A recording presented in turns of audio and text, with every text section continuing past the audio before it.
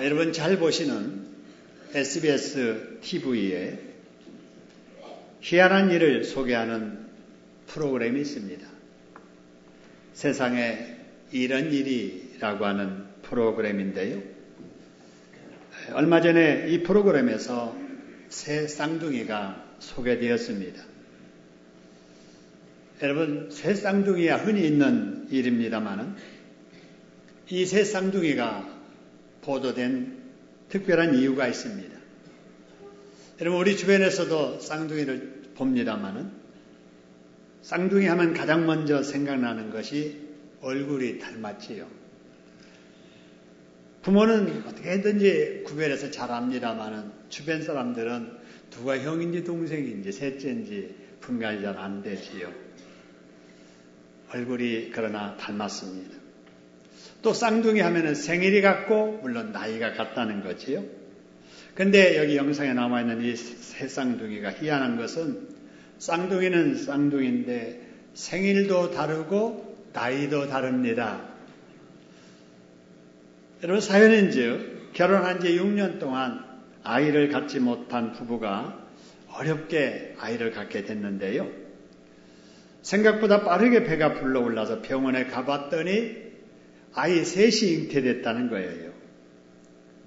그 후에 큰 아이가 예정보다 8주 먼저 세상에 태어났는데 그날이 2017년 11월 13일입니다. 그리고 두 아이는 2개월 후 2018년 1월 8일에 출생을 했어요.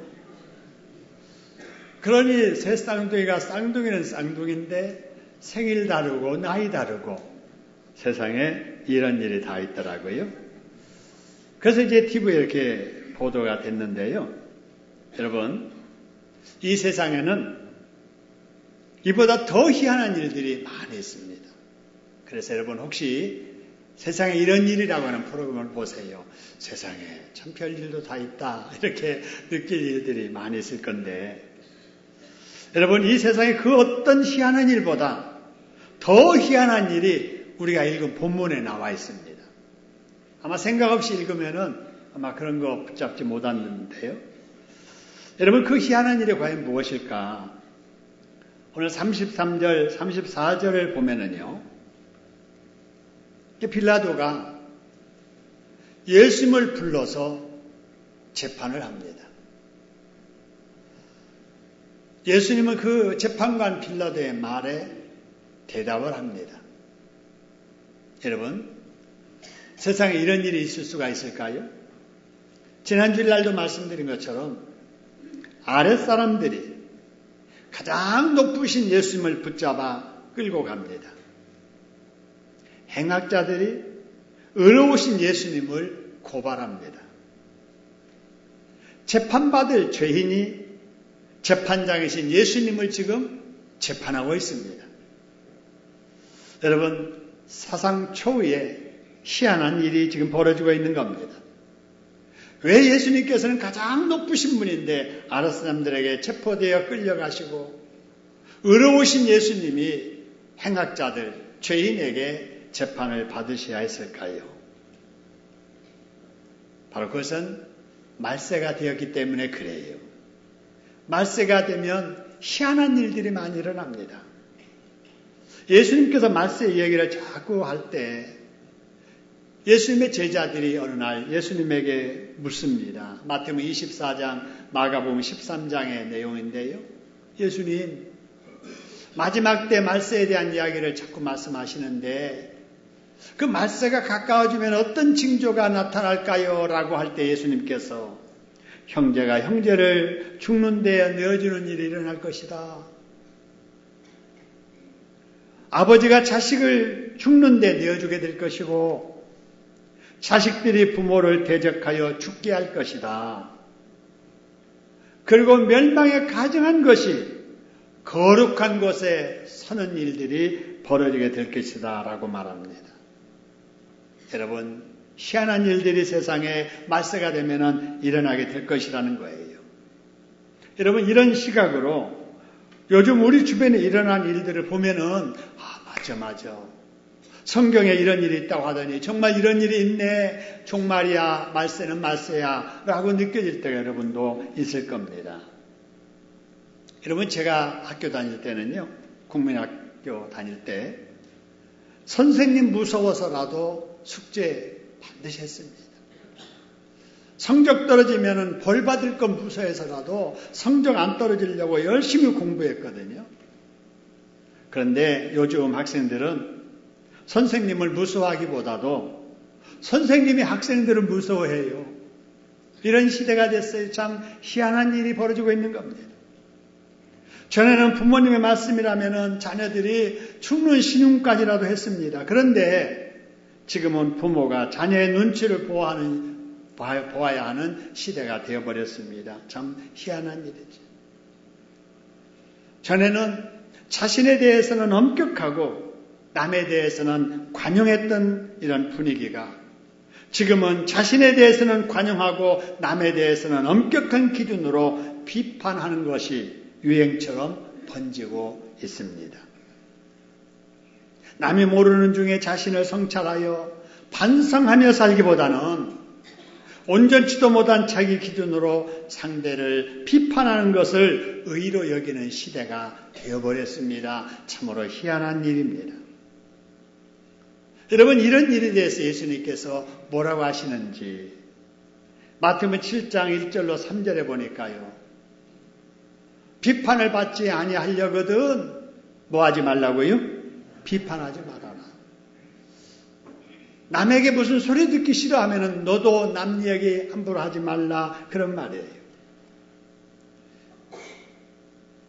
어찌하여 형제의 눈 속에 있는 티는 보려고 하면서 네 눈 속에 있는 들보는 깨달을 줄 모르느냐라고 말씀을 하십니다. 누가복음 6장에도 같은 내용의 말씀을 주님께서 말씀하세요. 비판하지 말아라. 그러면 너도 비판받지 않을 것이다. 남에게 자꾸 정죄하지 말아라. 그래야 예수님 앞에 너도 정죄받지 아니할 것이다. 용서해주고 살아라. 그러면 너희도 용서를 받을 것이다. 라는 거예요. 무슨 말입니까? 비판 대신에 옆 사람들 격려해주고 세워주며 살고 정죄 대신에 사랑으로 이해해주며 살고 그러다가 예수님께 용서받고 사랑받고 복받으라는 말씀입니다. 할렐루야. 한번 따라합시다. 비판 대신에 격려해주고 정죄 대신에 사랑으로 이해해주자. 할렐루야.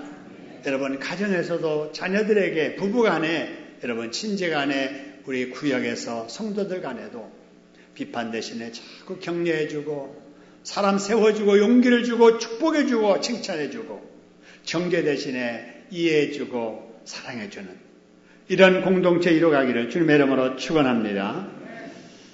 여러분, 세상에 참으로 희한한 재판이 진행되고 있는 여러분 그 재판장으로 다시 한번 가보지요. 35절의 내용입니다. 빌라도가 예수님께 신문합니다. 뭐라고 묻냐면요. 네가 무슨 잘못을 하였기에 네 나라 사람들 그리고 제사장들이 너를 내게 넘겼느냐. 도대체 네가 무슨 짓을 했느냐라는 거예요. 네가 잘못한 것이 없었으면 사람들이 너를 고발하지도 않았을 것이고 네가 고발당하지 않았으면 내가 지금 이렇게 고생하지 않아도 되는데 도대체 네가 무슨 잘못을 해서 나를 이렇게 귀찮게 하느냐라는 거예요. 여러분, 이런 빌라도를 보면서 사람들이 일하는 자세를 한번 생각해 보지요. 여러분, 우리가 다 일하잖아요. 우리가 일을 하는데 일하는 자세를 살펴보면요. 세 가지가 있습니다. 첫째는 먹고 살려니 싫어도 할 수 없이 일하는 사람이 있어요. 목구멍이 뭐예요? 포도청이야. 내가 좋아서 하는 게 아니야. 할 수 없어서 내 식구들, 내 자녀들 먹고 살려면은 일해야 돼. 싫어도 일하는 사람이 있는가 하면 뭐 싫은 것도 없고 좋은 것도 없고 그냥 뭐 일이니까 하는 거예요. 그러니까 이런 사람이 있는가 하면 이왕에 하는 일 하나님이 내게 주신 사명으로 알고 기쁨으로 일을 하는 사람이 있습니다. 할렐루야. 여러분, 이 중에 빌라도는 1번 같아요? 2번 같아요? 3번 같아요?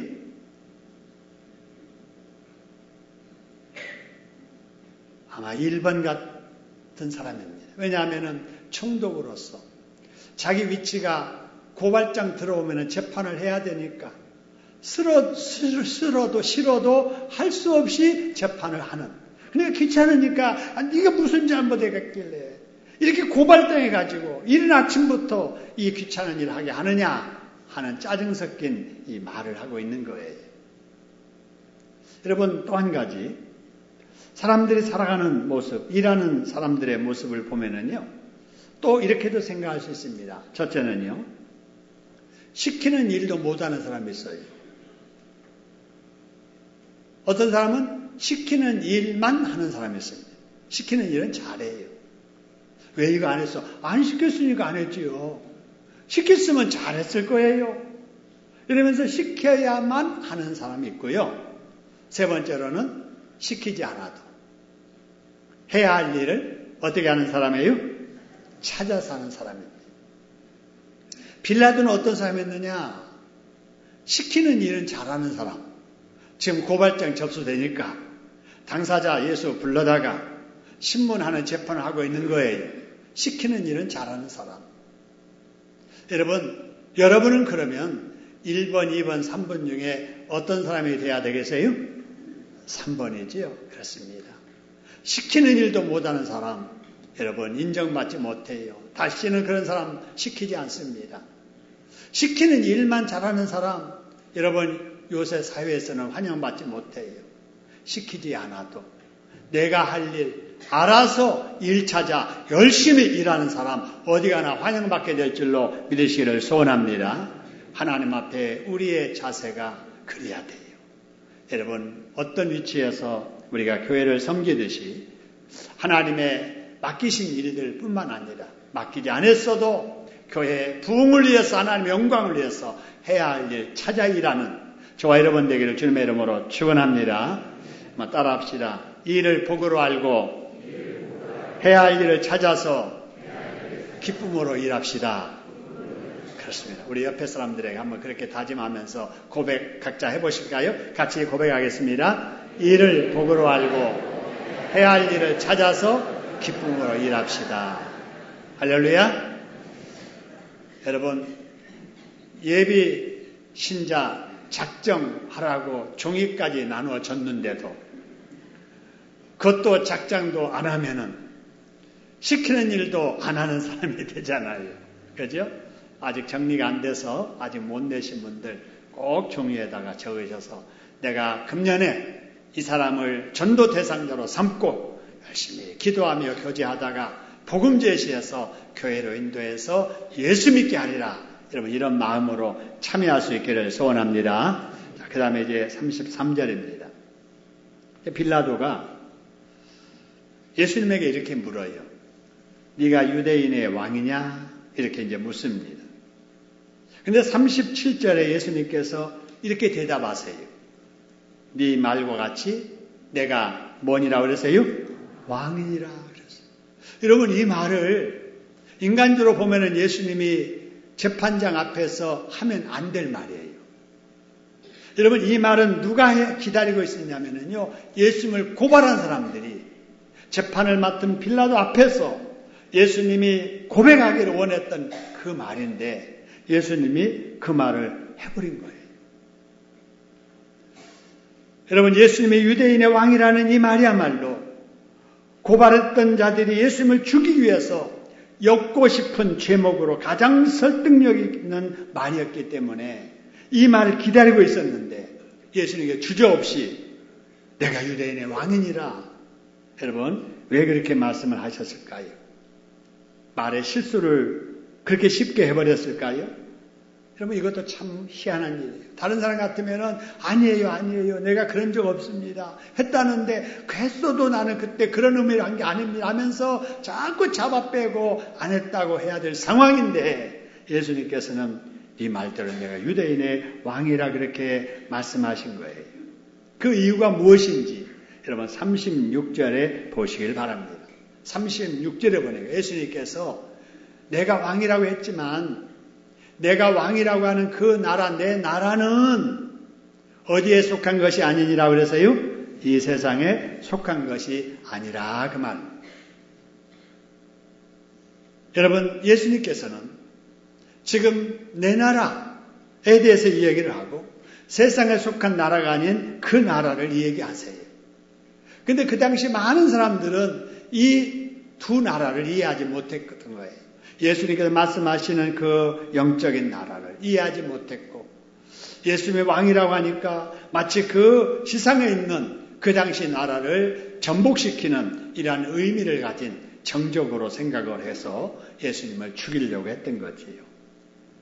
여러분, 예수님의 나라가 이 세상에 속한 나라가 아니라면 여러분, 과연 예수님의 나라는 어떤 나라일까요? 여러분, 나라는 두 나라입니다. 이 세상 나라가 있고 그 다음에 예수님 말씀하시는 저 세상 나라가 있습니다. 여러분, 이 세상 나라는 가시적인 나라입니다. 사람의 눈으로 볼 수 있고 경험할 수 있는 나라지요. 우리가 대한민국이라고 하는 나라에 속해 있습니다. 저 이웃에 일본이라고 하는 나라가 있습니다. 여러분, 이 가시적인 나라, 세상에 속한 나라입니다. 그런데 예수님의 나라는 눈으로는 보이지 않지만 존재하는 영적인 나라지요. 이 세상에 보이는 나라는 마귀의 조종을 받는 나라인 반면에 저 하나님의 나라, 하늘나라는 성령의 인도를 받는 영적인 나라입니다. 이 세상의 나라는 불완전한 나라인 반면에 바로 영적인 나라는 영원한 나라, 온전한 나라입니다. 여러분, 이 세상 나라는 한시적인 나라인 반면에 그 영원한 나라는 영원한 바로 끝이 없는 그런 나라지요. 이 세상 나라는 육신이 출생함으로 시작이 되는 나라인 반면에 그 영의 나라 예수의 나라는 예수님을 믿음으로 소속하는 하나님 나라입니다. 할렐루야. 사람이라면 이 두 나라를 알아야 돼요. 이 두 나라를 알고 이 두 나라에 어디에 속해서 어떻게 살아야 되는가를 우리가 알아야 됩니다. 여러분, 우리는 이 세상에 태어나서 세상 나라에 속해 있지만 여러분, 동시에 저 하늘나라에 속해 있는 하나님의 백성들입니다. 할렐루야. 우리 예수 믿고 살고 있으니 우리야말로 바로 하나님 나라에 속한 하나님의 자녀요 하나님의 백성으로 살고 있는 겁니다. 여러분, 이 복을 이 땅에서부터 누리고 살고 있음에 대해서 감사하는 저와 여러분 되기를 주님의 이름으로 축원합니다. 그러면 당시 예수님을 고발한 사람들과 지금 재판을 맡아 재판하고 있는 빌라도는 어떤 사람이었을까요? 여러분, 그들은 세상 나라는 보아도 하늘 나라는 보지 못했던 사람들, 세상 나라의 왕의 말은 들어도 하나님 나라의 왕의 직접 말을 해도 알아듣지 못했던 사람들. 그렇기 때문에 그런 사람들은 하나님 나라의 복을 받지 못했고 하나님 나라의 왕이 전하는 진리의 말씀을 들으면서도 무슨 말인지 깨닫지 못했던 사람들이었습니다. 여러분, 그러나 하늘나라의 복도 받고 하나님 나라의 왕도 보고 하나님 나라의 말씀도 들을 수 있는 사람들이 있습니다. 그 사람들이 어떤 사람일까? 37절에 보니까 이런 말씀이 있습니다. 무릇 어떤 자는 내 음성을 듣느니라 그래서요, 진리에 속한 자. 그죠? 예수님이 말씀하시기를 진리에 속한 자는 예수님의 음성, 왕이신 예수님의 음성을 듣느니라 라는 겁니다. 한번 따라해 볼까요? 진리에 속한 자는 예수님의 음성을 듣는다. 여러분, 그렇습니다. 자, 그러면은 여러분, 그 진리라는 게 뭘까 하는 거예요. 진리에 속한 자는 바로 내 음성을 듣는다 그랬는데 그 진리란 무엇일까? 빌라도도 들을 때 궁금했어요. 그래서 38절 보니까 빌라도가 예수님께 묻습니다. 빌라도가 이르되 뭐라고 물어요? 진리가 무엇이냐? 이렇게 예수님께 묻습니다. 여러분, 예수님께서 이에 대해서 대답을 하시는 말씀이 오늘 37절 거기에 보니까 이런 말씀이 있습니다. 내가 왕이니라. 내가 이를 위하여 태어났으며 내가 이를 위하여 세상에 왔나니 그 진리에 대해서 증언하려 함이로다. 물론 이 진리 속한 자는 내 음성을 듣느니라라고 말씀을 합니다. 여러분, 이 진리란 예수님이 만왕의 왕이시라는 겁니다. 할렐루야. 예수님이 이 세상에 오신 구원자라는 거예요. 그래서 이 세상에 살아가는 모든 사람들 이 땅에 오신 왕이신 예수님을 믿어야 구원을 받는다는 것입니다. 할렐루야. 그런데 많은 사람들이 이걸 모르는 거예요. 그러니까 왕으로 오신 예수님 앞에 두고도 예수님이 누군지를 모르고 예수님 말씀하셔도 무슨 말인지 알아듣지를 못하는 거예요. 그런데 우리는 어떻습니까? 우리는 예수님을 만왕의 왕으로 믿는 사람들, 예수님을 우리의 가슴 속에 영접한 사람들입니다. 할렐루야. 예수님의 말씀을 믿고 따르는 사람들, 진리에 속한 사람들, 이 땅에 살지라도 하나님 나라에 속한 하나님의 백성들입니다. 할렐루야.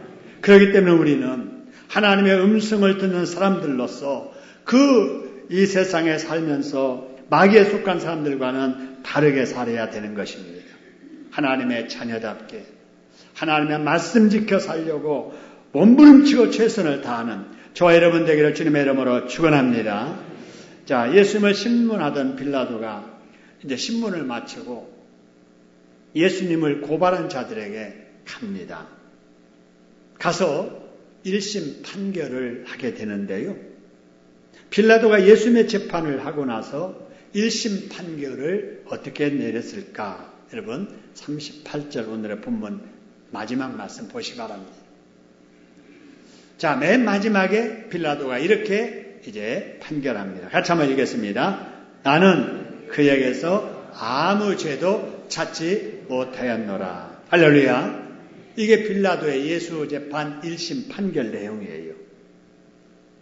여러분, 불순한 동기로 시작된 재판, 불합리한 절차에 의해서 진행된 재판이었지만 재판의 결과는 확실했습니다.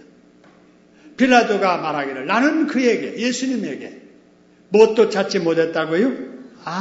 뭣도 죄도 찾지 못했다라고 하는 겁니다. 솔직한 판결이에요. 근데 여러분 한번 생각해 보세요. 우리는 다 아니까 이제 몇 주 후에 다룰 말씀입니다만 예수님이 무죄 판결을 받았는데도 결국은 십자가에 어떻게 되셨어요? 죽임을 당하셨어요. 사형 선고를 받아 사형 집행되어서 십자가에 죽임을 당하신 거예요. 여러분 참으로 희한하잖아요. 그죠? 어떻게 무죄 판결 받은 예수님이 사형 집행되어 가지고 죽임을 당해야 되느냐라고 하는 거예요. 그래서 예수님의 재판은요, 처음부터 끝까지가 다 희한한 재판이에요. 희한한 일들의 연속이에요. 그 당시에 여러분 TV가 있었다면은, 세상에 이런 일이라는 프로그램이 있었다면은 아마 이것이 특정 기사로 여러분 보도됐을 거예요. 여러분, 그런데 마귀의 영향 아래 있는 세상 사람들은 보도를 해도 마귀 좋아하는 일을 보도하고 프로그램을 만들어도 마귀가 좋아하는 프로그램만 만들어서 알립니다. 하나님 기뻐하는 일에는 관심이 없어요. 그래서 우리 하나님께서 이 희한한 진리의 말씀 사람들에게 알려야 되겠기에 성령에 감동받은 사람들을 통해서 이 희한한 일을 하나님의 말씀인 성경에 기록하게 하신 겁니다. 할렐루야. 그리고 이 시간에 이 말씀을 우리가 같이 읽고 나누게 하시는 거예요. 그렇기 때문에 우리가 험악한 말세에 살고 있어도 세상 사람들이 알지도 못하고 관심도 갖지 않는 예수님에게 일어난 이 희한한 말씀들을 우리가 듣고 믿고 깨닫고 은혜 받고 이 희한한 일들을 전하며 사는 우리들이 돼야 될 줄로 믿습니다. 세상 사람들과 같으면 안 돼요. 여러분, 저와 여러분들은 불신자들과 많은 면에서 다릅니다. 뭐가 다르냐? 첫째는 소속이 달라요. 뭐가 다르다고요? 소속이 달라요. 불신자들은 마귀에게 소속되어 있습니다. 그런데 우리는 하나님께 속한 자녀들입니다. 할렐루야. 소속이 다르다니까요. 우리는 또 뭐가 다르냐? 살아가는 생활 방식이 달라요. 자, 뭐가 다르다고요? 생활 방식이 달라요. 불신자들은 마귀의 종노릇하며 살아갑니다.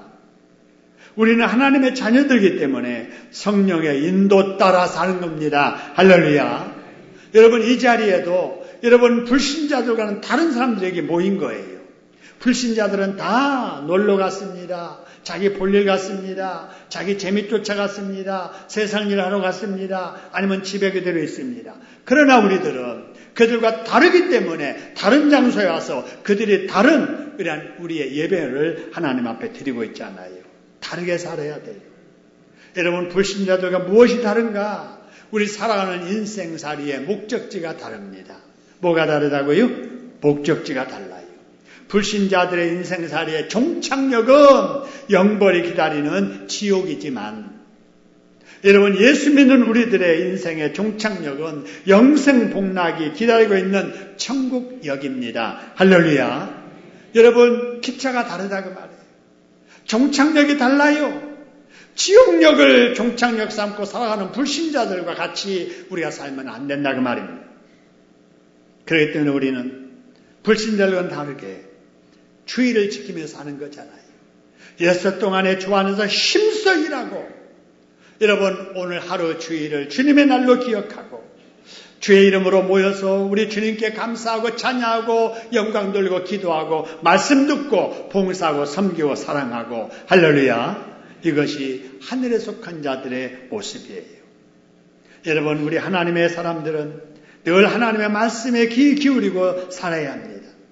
하나님의 말씀을 듣고 그 말씀을 살려고 몸부림치고 힘들고 어려울 때 내 기도 들어주시는, 내 문제 해결해 주시는 하나님께 믿음으로 물어야 돼요. 기도해야 됩니다. 그리고 우리를 위해서 희한한 일을 많이 겪으신 우리 예수님에 대해서 전하며 살아야 될 줄로 믿으시기를 소원합니다. 그러다가 우리의 영육이 잘 되고 범사가 잘 되고 영육 간에 강건해서 우리 하나님을 더 기쁘게 드리는 저와 여러분의 삶이 되기를 주님의 이름으로 축원합니다.